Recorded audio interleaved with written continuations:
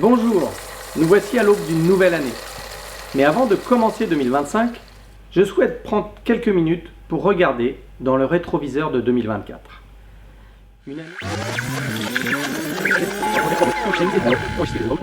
Avec 2 scrutins, cette année vous a amené par 2 fois à faire des choix électoraux. Malheureusement, pour tous, ces scrutins ont été entachés d'irrégularités. Cela nous a conduit à dénoncer le second tour des élections pour la désignation du représentant des actionnaires salariés organisé en février dernier. L'arrêt de la Cour d'appel de Versailles, daté du 10 décembre dernier, nous a donné raison. Dans son arrêt, la Cour impute entre autres à la CFE-CGC Orange, je cite, « une atteinte sérieuse à l'égalité des moyens de propagande utilisés par les candidats et leurs soutiens durant la campagne, principe général du droit électoral. Et surtout, je cite également, un défaut de loyauté dans la campagne. Elle qualifie la communication du syndicat de mensongère et virulente, offensante, voire dénigrante, au point de dépasser les limites admissibles de la liberté d'expression syndicale et de la polémique électorale. Notre souhait n'est pas de voir annuler les élections une à une chez Orange, mais avant tout de voir respecter les principes de démocratie, d'équité et de respect. Souhaitons que la suite de l'histoire électorale chez Orange soit plus positive.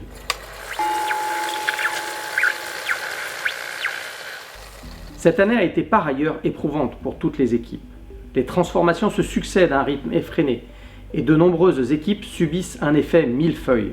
En effet, certains accumulent déménagement, changement d'outils de travail, changement de manager, quand ce n'est pas changement complet du cadre de travail.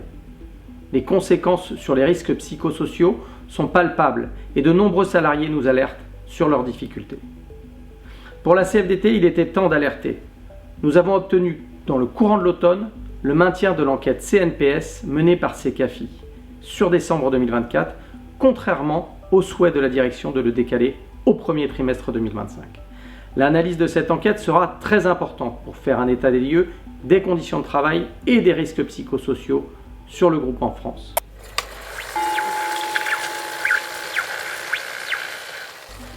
Nous avons également obtenu une réunion multilatérale avec Christelle Henneman qui s'est tenue le 11 décembre dernier. Au cours de celle-ci, la CFDT a rappelé son exigence d'ouvrir une démarche QVCT, qualité de vie et conditions de travail, sur 2025 avec une étape de bilan et une étape de négociation. Cette revendication a été entendue et acceptée. Nous sommes donc en bonne voie pour obtenir de nouveaux droits pour tous.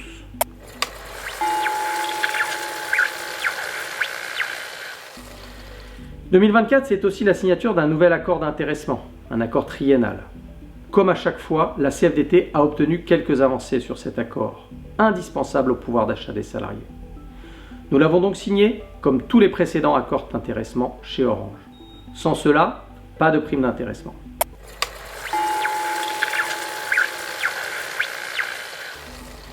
Du côté des négociations importantes, 2024 est l'année des négociations GEPP, gestion des emplois et des parcours professionnels, égalité professionnelle et handicap.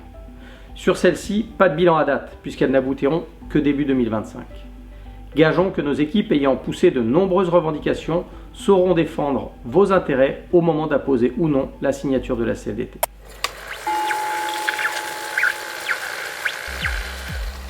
Riche de nos nombreux militants à votre service, la CFDT a porté haut vos intérêts en 2024.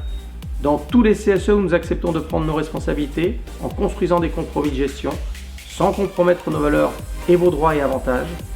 Dans toutes les campagnes où nous respectons les règles établies et les parties prenantes candidates. Dans toutes les négociations où nous bataillons à chaque instant pour vos intérêts. Partout, pour tous en 2024 et bien plus encore en 2025. Je vous adresse en mon nom et au nom de tous les militants CFDT chez Orange mes plus sincères vœux de joie et de bonheur pour ce réveillon de fin d'année. Qu'il vous apporte un temps de fête et d'insouciance, suivi d'un repos bien mérité pour débuter 2025. Et pour ceux qui ne verraient cette vidéo qu'en 2025, je vous souhaite une très belle année.